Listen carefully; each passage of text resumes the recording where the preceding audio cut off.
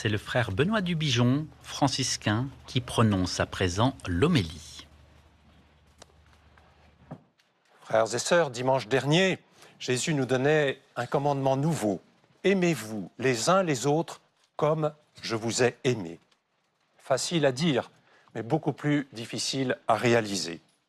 Et puis sœur Emmanuelle, ce que vous connaissez sûrement, disait « Notre vie est une école pour apprendre à aimer comme Dieu. » Une école où chacun, chacune, quel que soit son âge ou sa foi, est invité à progresser. Comme à l'école, justement. On apprend, on tombe, on recommence. C'est un chemin de lumière, mais aussi de doute et d'effort qui mène à la joie d'aimer mieux. Mais ce chemin, comme je le disais, n'est pas toujours facile. Il y a des jours où l'on se sent perdu, enfermé dans ses peurs, ses échecs ou ses colères, comme bloqué derrière une porte fermée. Alors on cherche la clé dans notre cœur, chez les autres, ou dans des solutions faciles qui, bien souvent, ne tiennent pas. Et pourtant, cette clé, nous l'avons. Parfois, on l'égare, mais elle est là.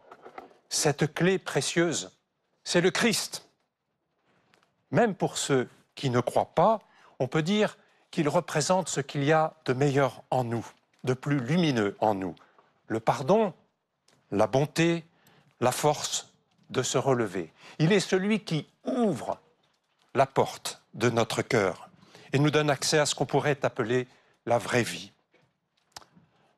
Dans la première lecture tirée du livre des Actes des Apôtres, certains pensaient que le salut, c'est-à-dire le bonheur, venait des règles, des traditions à suivre à la lettre.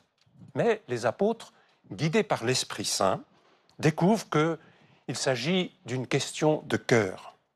Ceux qui sauvent, ce n'est pas une liste d'obligations, mais la rencontre du Christ.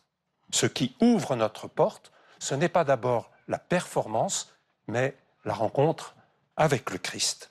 Il est la clé d'une paix profonde, qui ne dépend ni des notes, ni de nos soucis familiaux, ni du regard des autres. Alors, mes amis, je vous pose une question toute simple. Avez-vous déjà perdu une clé importante dans votre vie? Ce n'est pas la clé de votre casier, la clé de votre porte, le code de votre téléphone portable. Vous savez, ce moment de panique où on se sent bloqué, impuissant.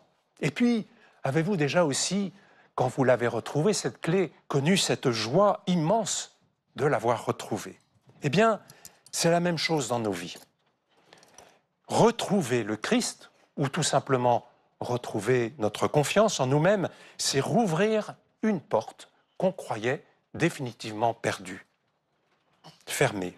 Et je pense, en disant ça, à mes frères détenus, qui n'ont pas la clé de leur cellule, mais celle de l'espérance. Et puis dans le livre de l'Apocalypse, Jean décrit une ville magnifique, la Jérusalem céleste. Une ville où les 12 portes sont grandes ouvertes, rayonnantes. Et sur ces portes sont inscrits des noms, ceux des personnes qui ont laissé Dieu illuminer leur vie. Et si, symboliquement, chacun d'entre nous avait son nom inscrit au-dessus de ces portes? Et si, dans cette ville de lumière, notre place était déjà préparée? Mon prénom, c'est Benoît, ce qui veut dire « tu es béni pour dire du bien des autres, pour faire du bien. C'est ma vocation. » Et vous, connaissez-vous la signification de votre prénom? En particulier, vous qui serez tout à l'heure appelé par votre directeur, justement par votre prénom, comme pour mieux vous dire quelle est votre vocation dans votre famille, dans votre classe ou dans le monde. Peut-être êtes-vous appelé à créer, à soigner, à écouter, à pardonner, à relier. Chacun, chacune a une porte à ouvrir, pour lui-même et aussi pour les autres. Vous savez, avant son ascension, que nous allons célébrer jeudi prochain, Jésus nous laisse un immense cadeau sa paix. Pas une paix tranquille où il ne se passe rien, mais une paix habitée, vivante. Une paix qui vient de l'Esprit Saint, notre défenseur.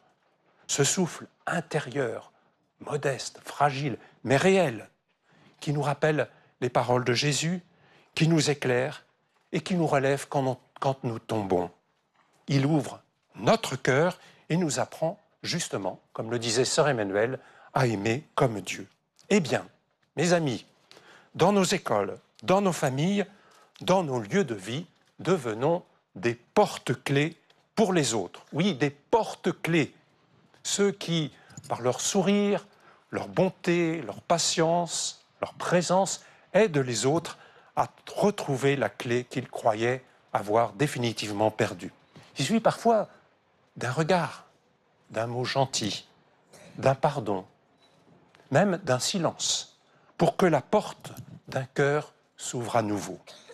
Un élève mis à l'écart, un professeur fatigué, un parent débordé, chacun a besoin de l'autre pour retrouver sa clé, sa confiance, sa lumière. Ce que nous vivons ici dans cet établissement, ce n'est pas seulement une suite de cours, de contrôles, d'examens.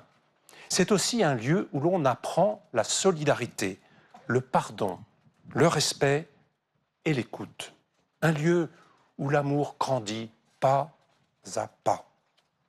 Aujourd'hui, nous avons de quoi être dans la joie. Jésus est vivant, ressuscité, et son esprit agit dans le cœur de ceux et celles qui veulent faire grandir la paix. Alors prenons cette clé que le Christ nous tend. Elle n'est pas lourde, mais elle est précieuse. Elle ouvre les portes les plus verrouillées, les blessures les plus profondes. Et elle nous confie une mission, celle d'aider les autres à ouvrir eux aussi leur cœur. Avec Marie, sa mère, qui garde la porte du Christ toujours ouverte, accueillons ce don de la paix. L'espérance ne déçoit pas que ce chemin s'ouvre en chacune de nous aujourd'hui, en particulier pour nos mamans, dont c'est la fête aujourd'hui. Alors bonne fête à chacune de nos mamans.